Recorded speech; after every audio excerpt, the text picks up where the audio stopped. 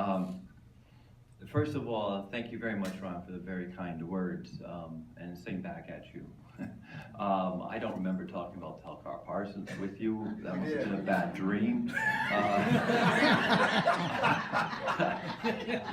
I can see talking about Gramsci with you, and Marx, Weber, Fanon, Parsons, boy, wow.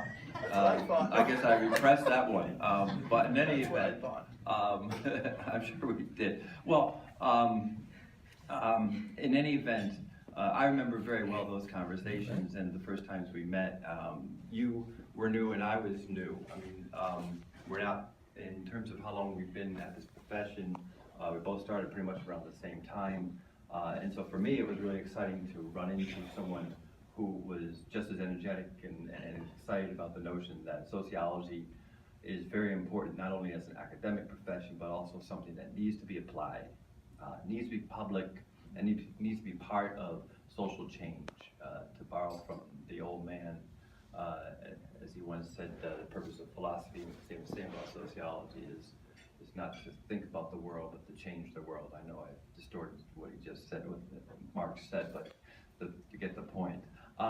It's something that that we're both very much in agreement about, and so every year that I've gone to the conference, it's always been, for me, an exciting part, whether he's come from Rich from Wilmer, or come all the way from Luther, from Decker this time, to be here with us, that we have this opportunity to spend some time together and engage in discussions that are very difficult for us to find in these times, because we're so busy in our academic lives that we don't have time for those kind of conversations. That's first of all, thank you, Ron. Thank you to the committee, Elizabeth Shield, and others who, Sue Sardana, Bordeloy, Bridget Conlin, all of you who worked on putting together this conference. I think it's been a really great conference and some really dynamic panels. The number of student panels at the undergraduate level has just been really exciting and dynamic. And the interaction between undergraduate and faculty has been really exciting. And of course, I also just want to give a little shout out to the social responsibility students and in the master's program who showed up here and did some really outstanding panels as well. So I'm really pleased to see that, and I'm really very pleased that so many of you came from so far away, like Minneapolis. Yes, I am being sarcastic. But that you came out here and showed support, not just for the Sociologists of Minnesota, but also for St. Cloud State University. I just wanted to speak, I know I only was asked to speak for about 15 minutes, it might take a little bit longer, but what I wanted to do is just kind of give you kind of a brief overview of kind of how I view my role as a public sociologist. And it's not an easy role. We live in times that I don't think I have to explain to you. The rule of the market is heavier than it's ever been in the education world. The so-called education marketplace. By employing corporate values, strategies, and ethics, and by the way, what I'm doing here is quoting from that article, or that chapter from the volume on community, it's titled Engaging Neoliberal Community Engagement. And it's an article that's actually quite critical of the way in which community engagement is conceptualized on a neoliberal university today. By employing corporate values, strategies, and ethics and policies, higher education not only supports business and industry, it has itself become a corporation.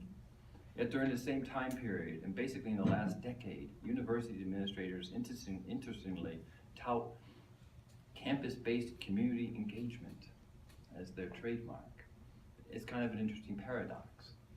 Neoliberal logic, the notion that the market can be the panacea for everything, essentially removes or peripheralizes spaces where challenges to capitalist ideology on university campuses can be developed.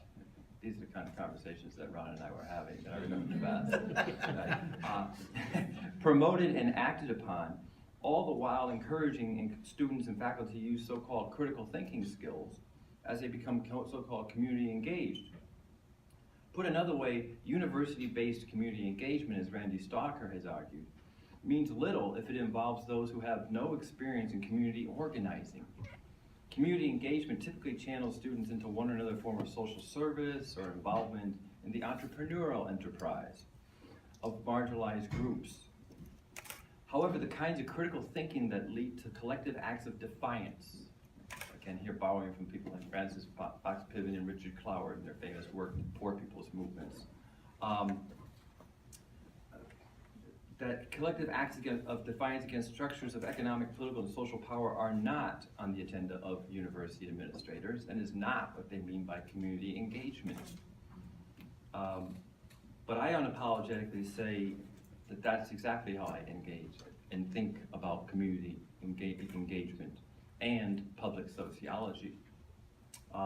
It's precisely the type of counter-hegemonic thinking and action deeply critical of the neoliberal ethic that is almost entirely missing from the community engagement discourse on most U.S. campuses, and this is what I argue in this chapter in that volume. To borrow from Michael Burrovoy, who really got the notion of public sociology going, and we have two guests from University of Minnesota, winners of the prize, the Carolyn Rose Prize, and we have Emily Hearn here also, who won honorable mention, who was part of a class of mine that got involved, and you'll see shortly, I'll show you a video of it, involved in a protest of poultry workers fighting for safer health conditions and the like last April. And University of Minnesota is really where there's a lot of thinking about public sociology, a lot of excitement about the notion. And I had the privilege of actually giving a talk at Ron Amanzadi's graduate class a few years ago on public sociology, and actually that's where I got thinking about this paper, which eventually turned into an article in the Cambridge Service Handling Learning Handbook. So shout out to Ron for that. Please bring back my thanks to him. Michael Burrovoy says, in the Global South, as I have intimated, sociology has often a strong public presence. Visiting South Africa in 1990, this was written a while ago, of course, I'm dating myself, I was surprised to discover the close connection between sociology and the anti-apartheid struggles, especially the labor movement.